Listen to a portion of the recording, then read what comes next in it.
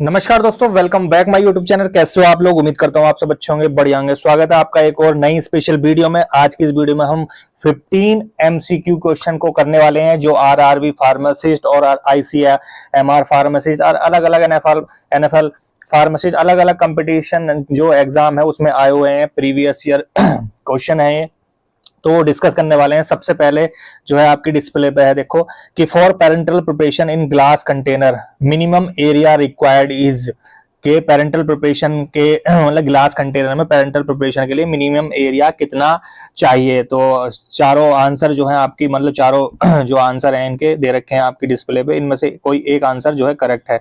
तो बताइए कौन सा इसका आंसर सही है, कौन सा इसका आंसर सही है। जी हाँ, इसका आंसर जो है फर्स्ट सही है के 250 स्क्वायर मीटर।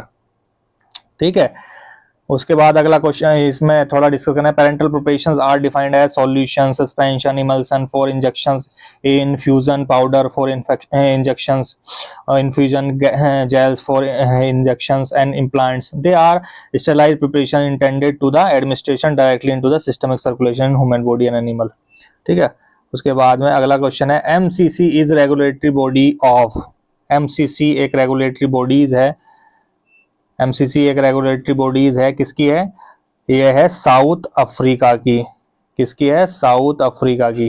किसकी है? साउथ अफ्रीका की।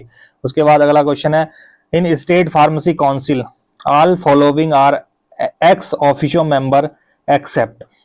तो क्या है इसका आंसर, कौन सा सही हो जाएगा बताइए। इसका आंसर हो जाएगा president of India. President of India, president of India. ठीक है, इसमें आगे दे रखा है कि फार्मेसी काउंसिल ऑफ इंडिया क्या है, कि एक स्टेटरी बॉडी है। किसकी?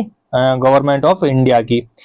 फार्मेसी एक्ट कब पास हुआ? 1900 कब पास हुआ जी? 1948 में आया था। कब आया था? 1948 में। और काउंसिल फर्स्ट कॉन्स्टिट्यूटेड ऑन 9 मार्च 1949 में। एंड 72 ईयर इसको जो है प्रोफेशनली लीडरशिप होगी। और it is under the administration control of ministry of health and family welfare government of India. किसके द्वारा एडमिनिस्टर्ड है ये? किसके द्वारा एडमिनिस्टर्ड है जी? ये है जी आपका health and family welfare government of India. ठीक है, उसके बाद अगला क्वेश्चन है आपका, और ये कुछ वो है university grant commission, central government, medical council of India, director general of health services, drug controller general, director of central drug laboratory, all India council for technical education, state pharmacy council, state government and union territories. अगला question है आपका, अगला question है जी के schedule x of drug and cosmetic act comprises. Schedule x of drugs and cosmetic act comprises, क्या है इसका answer सही है? क्या है कि list of incurable diseases, guideline for clinical trials, list of generic drugs and none of the above. क्या है इसका आंसर? इसका आंसर है जी नन ऑफ द अबव। क्यों है जी? क्योंकि schedule X is a class of prescription drugs in Indian appearing as a appendix the drugs and cosmetic rules introduced in 1945. These are drugs which cannot be purchased over the counter without a valid prescriptions of registered medical practitioner. Also, retailer has the preserve the prescriptions for a period of 2 year. ठीक है जी। उसके बाद में कुछ जो following are schedule X drugs mention है, कौन कौन सी ड्रग्स है, कुछ ड्रग्स दे रखी है जो ड्रग एंड कॉस्मेटिक रूल्स 1945 में है। द लिस्ट ऑफ ड्रग कौन कौन सी है जी?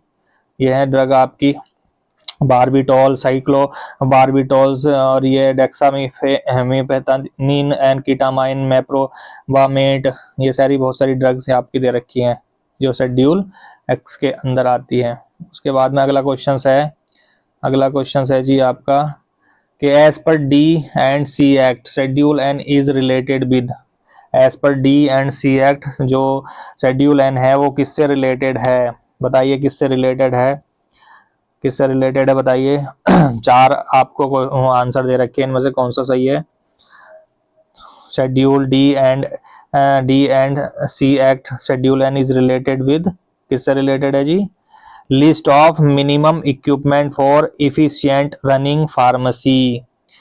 कौन सा है? List of minimum equipment for efficient running pharmacy.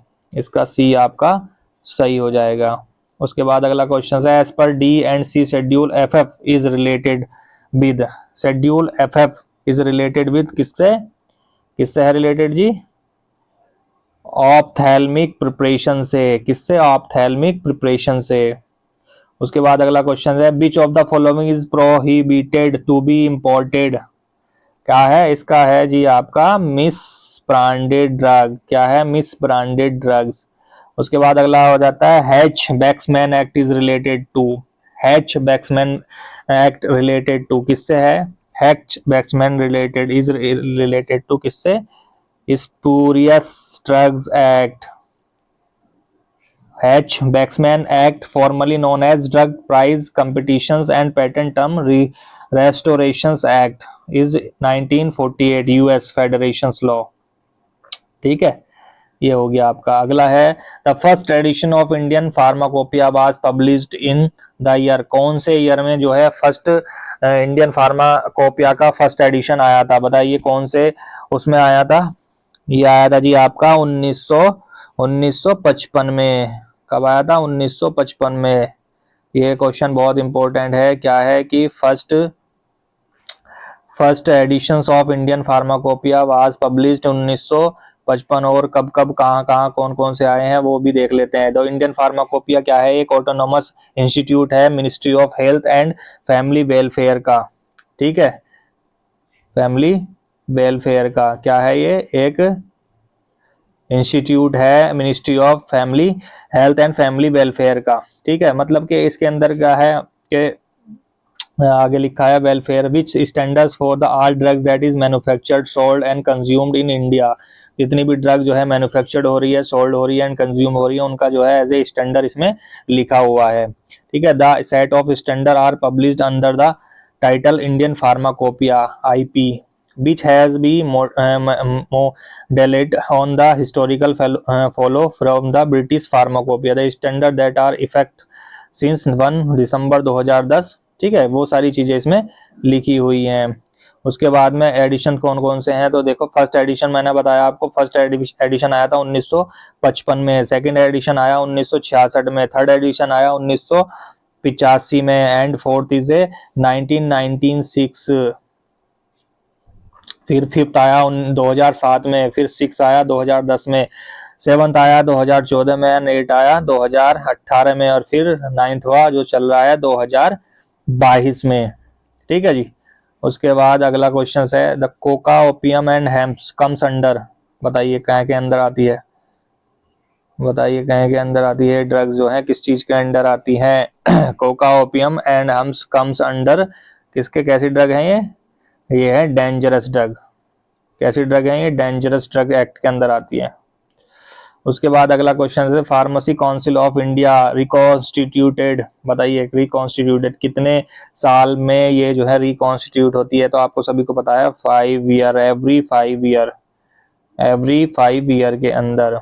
उसके अंदर उसके बाद अगला क्वेश्चन आ जाता है in phase 2 trials following number of patient should be studies, ठीक है, फेज 2 ट्रायल में कितने पेशेंट की हम वो करते हैं, तो इसमें करते हैं 10 से 12 पेशेंट की, किससे 10 से 12 पेशेंट, 10 to 12 पेशेंट, इतना ही करते हैं 10 to 12 पेशेंट। उसके बाद अगला क्वेश्चन है purpose of phase 3 trials is, purpose of phase 3 trials का पर्पज क्या है जी, क्या है purpose, to determine maximum tolerated dose in human pharmacodynamic effect and adverse effect, या determine possible therapeutic uses, effect doses ranges, या long time adverse effect after marketing drugs, या efficacy and safety of drug in longer number of patient 500 patient. तो इसका answer हो जाएगा fourth D सही, कि efficacy and safety of drug in longer number of patient, ठीक है।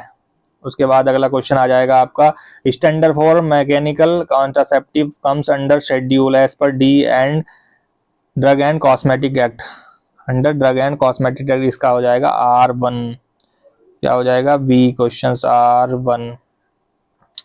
अगला क्वेश्चन है patent act is established in, patent act कब एस्टेब्लाइज हुआ था, बताइए पेटेंट एक्ट आया था जी 1900, कब आया था 1970 में, और ये क्या होता है patent act in the pharmaceutical industry in the pharmaceutical industry patent are being used as are one of the major form of intellectual property right, ठीक है। And patent makes sure that a new medicine is protected from a specific periods, या like जैसे 20 साल के लिए, and only the inventor is allowed to bring it to be market, यानी कि एक पेटेंट मिल जाता है हमें, जैसे कि या 20 साल का मिल गया कि 20 साल तक भैया हमें इसके राइट्स हैं, ठीक है, हम इसके राइट्स को बेच सकते हैं या इस तरह की चीज़ें, ठीक है। ये चीज़ें आपके 15 क्वेश्चंस हो गए, बहुत इंपॉर्टेंट टॉक विद एमके के साथ। थैंक यू एवरीवन जो इस वीडियो को यहाँ तक जिसने देखा,